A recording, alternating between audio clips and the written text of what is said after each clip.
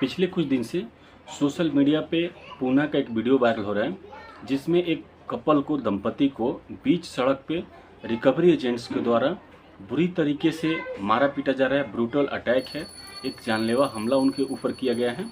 और रीज़न बताया गया है कि जो दंपति है, जो कपल है, उन्होंने फाइनेंस कंपनी से कोई लोन सेंक्शन किया था, लोन लिया हुआ था, लेकिन उसका जो ईएमआई वो टाइम से नहीं भर पा रहे थे या एक दो किस्तें बाउंस हुई थी।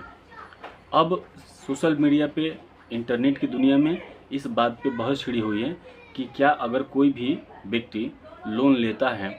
अगर उसकी कोई ईएमआई बाउंस होती है, तो क्या रिकवरी एजेंट उसके साथ फिजिकल वायलेंस कर सकते हैं, उसके साथ हिंसक हो सकते हैं या उसके साथ गाली गलौज कर सकते हैं। जैसा कि आप सभी को पता है कि मैं पिछले कुछ दिन में ही मैंने अपने YouTube चैनल पे 3-4 वीडियो इसके बारे में अपलोड किया था और मैंने बताया था कि कोई भी रिकवरी एजेंट किसी भी लोन बोरोवर के साथ ना तो गाली गलौज कर सकता है, ना तो धमकी दे सकता है, ना तो कोई फिजिकल वायलेंस कर सकता है। अब ये इंसिडेंट हुआ है, तो इसको कैसे टेकल किया जाए, अगर आपके साथ इस तरीके की कोई परेशानी होती है तो उसको कैसे निपटेंगे, इसके बारे में मैं इस वीडियो को डिटेल्स में बताऊँगा। और आप सभी को बताऊँगा कि रिकवरी एजेंट से बचने के आपके पास क्या क्या तरीके हैं। और कोई भी रिकवरी एजेंट आपके साथ गाली गलौज करता है, या आपके साथ फिजिकल फाइट करता है, धमकी देता है, या आपको मोबाइल पे भी धमकी देता है, तो आप उसको किस तरीके से कानूनी तरीके से अदालत के माध्यम से उसको सज़ा दिलवा सकते हैं। सबसे पहले समझिए, आपको रिकवरी एजेंट आपको कॉल क्यों करते हैं, कब करते हैं और उसका प्रोसीजर क्या है। सबसे पहली बात है कि जब हम लोन लेते हैं, तो अगर हमारा कोई ईएमआई बाउंस होता है तो हमारे पास मैसेज आता है, मेल आता है, और जो उनके रिप्रेजेंटेटिव होते हैं वो हमें कॉल करके बताते हैं कि आपका लोन इतने तारीख को आपका ईएमआई ड्यू है, उस ड्यू डेट को आपको पेमेंट करना है। वो बात सही है, लेकिन जब अगर आप पेमेंट नहीं कर पाते हैं तो कंपनी को व्हाट्सएप पे या मेल पे इन्फॉर्मेशन दे दीजिए कि मैं इतने तारीख को आपकी कंपनी के जो भी मेरा कंसिडर्ड अमाउंट है वो नहीं पे कर पाऊँगा, और I am unable to arrange this money and I am try to arrange. जब भी मैं अरेंज कर लूँगा उसके बाद से मैं आपको कॉल करके या आपके ब्रांच में आके या फिर आपके अकाउंट में मैं पैसे ट्रांसफ़र कर दूँगा। ये एक बहुत ही सिंपल साधारण तरीका है। कई बार क्या होता है कि आदमी प्रयास कर रहा है, एक बार दो बार ईएमआई बाउंस हो जाती है, प्रयास कर रहा है, नहीं हो पा रहा है, तो इसका मतलब ये नहीं है कि किसी भी रिकवरी एजेंट को आपके साथ मारपीट करने, फिजिकल वायलेंस करने या किसी भी तरीके की हिंसा करने, जो कि पूना में जिस तरह की घटना सोशल मीडिया पे चल रही है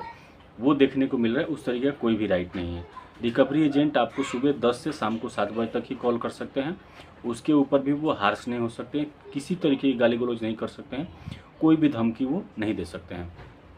दूसरा एक आ रहा है, बहुत ही लोगों को हमारे नज़र में आ रहा है या सोशल मीडिया पे बार बार देखने को आ रहा है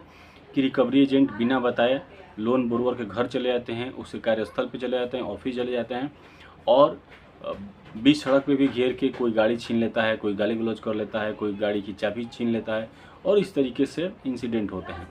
इसमें आपको करना क्या है, सबसे पहले आपको, जब भी आपके साथ इस तरीके कोई इंसिडेंट होता है तो आप पुलिस, जब भी आपको recovery agent on road physical आपसे कोई लड़ाई करता है, कोई बहस करता है, या आपके घर पे आके धमकी देता है, या आपको किसी तरीके से आपके कार्यस्थल पे आता है, तो आप तुरंत पुलिस को कॉल कर दीजिए। पुलिस को कॉल करके इन्फॉर्मेशन दीजिए कि ये व्यक्ति हमारे साथ ऐसे ऐसे अभद्र व्यवहार कर रहा है, सबसे पहले। और उसके अलावा भी अगर कोई जो एजेंट है, जो रिकवरी एजेंट है, वो आपके घर पे आके आपसे लोन मांग रहा है, तो उससे आप उसकी आईडी कार्ड, जिसमें उसका कंपनी का आईडी कार्ड होना चाहिए, उसका पर्सनल आधार कार्ड और वोटर कार्ड होना चाहिए, उसके अलावा उसके पास अथॉरिटी लेटर होना चाहिए हाउस विजिट का। अगर वो नहीं है तो समझिए कि वो आपको इलीगल तरीके से आपके साथ वो फिजिकल वायलेंस करने के लिए या टॉर्चर करने के लिए आपके पास आया हुआ है, तो आप कोई भी कानूनी कदम उसके अगेंस्ट उठा सकते हैं। ये देखने वाली बहुत ज़रूरी बात है। दूसरा, जब भी रिकवरी एजेंट आपके साथ गाली गलौज करते हैं या हिंसा करते हैं, तो आप बिल्कुल डरे नहीं, आप संबंधित थाने में जहाँ पे भी आप रहते हैं वहाँ पे लिखित आवेदन दीजिए, और जो व्यक्ति कॉल करके आपको धमकी दे रहा है उसका कॉलिंग नंबर, या विजिट करके आपको गाली दे रहा है तो उसका नाम, अगर आपके पास किसी भी तरीके की मोबाइल रिकॉर्डिंग सीसीटीवी फुटेजेज हैं तो वो पुलिस को आप प्रोवाइड करवाइए। इसके अलावा अगर कोई रिकवरी एजेंट आपके साथ अगर फिजिकल वायलेंस कर लेता है, और कई बार मैंने सुना कि जो लोकल पुलिस है, आपके नियर बाई पुलिस स्टेशन है, वो इस पर ध्यान नहीं देते हैं और आपके कॉल को जो आप रिक्वेस्ट उनसे करते हैं तो FIR दर्ज नहीं करते हैं। और इसके पीछे रीज़न जो हमारे क्लाइंट्स ने हमें बताया वो ये बताया कि रिकवरी एजेंट की जो सेटिंग होती है वो थानों में भी होती है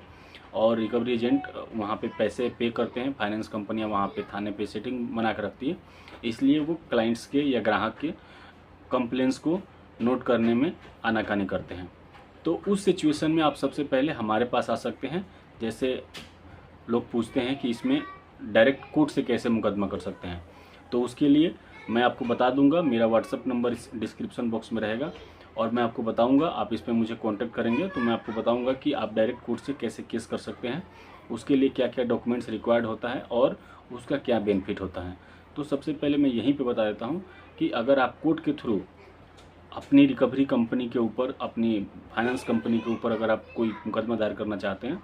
तो आप अपनी कस्टमर ID, लोन ID और आपके पर्सनल डॉक्यूमेंट्स और आपके साथ जो भी हिंसा हुई है, जो भी जाति हुई है, चाहे गाली गलौज हुआ हो, चाहे फिजिकल वायलेंस हुआ है, चाहे किस तरह की धमकी हुई है,